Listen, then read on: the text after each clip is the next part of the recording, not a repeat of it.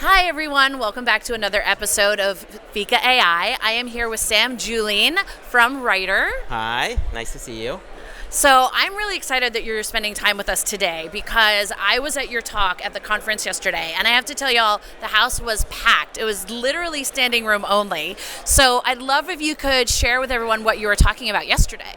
Yeah, sure. So I gave a talk yesterday called Escaping AI Proof of Concept Purgatory, Lessons and Techniques for AI Engineers. And it was basically based on, there's a lot of headlines and data right now that's showing that a lot of teams in the enterprise are getting stuck in development and proof of concept and not actually making it to the enterprise like production at scale.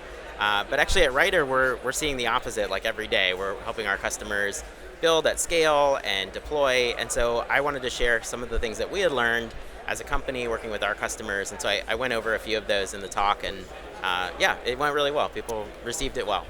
So what is if you had to give one or two quick tips about getting past POC and getting into production, other than coming to Writer, or in addition to coming to Writer, what do you think is the biggest thing that we can start sharing with the community today? I think one of the things that seemed to resonate the most with the audience was to think in terms of microservices instead of monoliths when it comes to these, like solving these AI problems. What happens is a lot of teams invest a ton of money and resources into AI engineering infrastructure and hiring teams, and so they feel this pressure to sort of boil the ocean and build like these massive monolithic applications. But what we're seeing with our customers is a lot of the immediate ROI from AI is coming from like single use case across a vertical. And so if you have, for example, you're working in product and you might use AI to help format release notes from your GitHub issues or generate onboarding copy or things like that. And most of the time, those things are not going to be one application that's doing all those things. They're probably like kind of microservices or smaller applications that'll do that. So I think that tended to resonate really well with the audience, to kind of like pivot the mindset from trying to do one giant application to having like multiple smaller applications that you can kind of bundle together.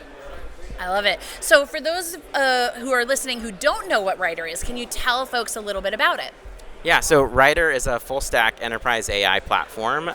We have our own models that we build and train from scratch that are highly ranked. They're trained specifically for business and enterprise use cases.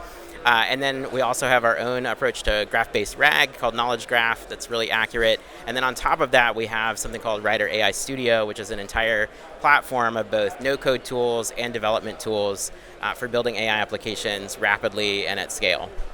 I love it.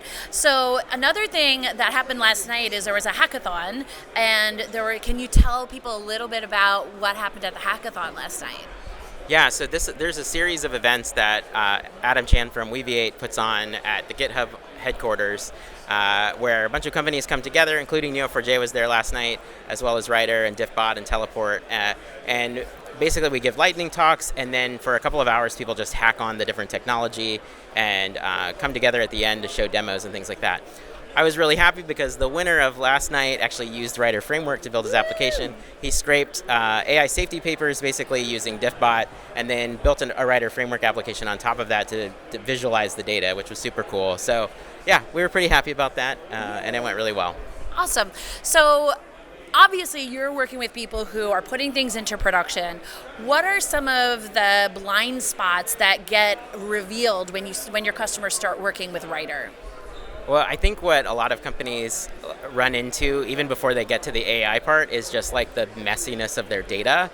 And I'm sure Neo4j sees that a lot as well. It's probably like the biggest hurdle is just like figuring out, like cleaning their data and structuring it and all of that. Like before they even get to the models and the RAG and all of that stuff, regardless of what provider or service they use, they run into that. And I think the other part is like adoption, just getting people across the company. Like it's one thing to get something up and running and achieve that accuracy, and then it's another thing to actually like get lots of people using it at the company. And so that's where we spend a lot of our time with making our application building frameworks like as user friendly as possible and make it super easy for both business users and developers to build really quickly.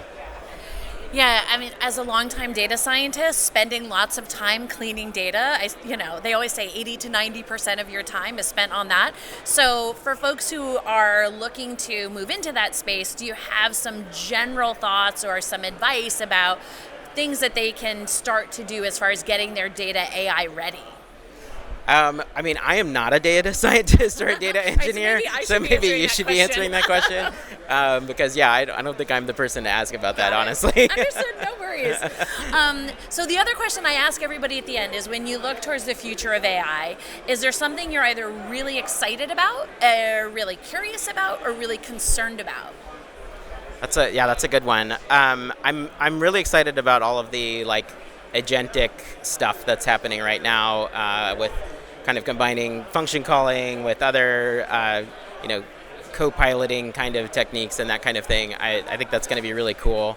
And then sort of on the more concern front, I definitely want us all to keep an eye on sort of the balance of power throughout the world of where people have access to these things, and because right now it's sort of highly concentrated in San Francisco and in the U.S. and there's lots of talented engineers all over the world that I think it would be great to have them able to build with these things. Awesome. Excellent point. Sam Julien, thank you so much for being with us from Writer today. I really appreciate your time. And are you going to be at any upcoming conferences, or where can people find you if they're curious about Writer? Yeah, you can find me on Twitter and LinkedIn. I'm just Sam Julien on those platforms. I'm still kind of booking out the rest of the year as far as events and that kind of thing. But yeah, feel free to reach out and ask me questions and talk to me there.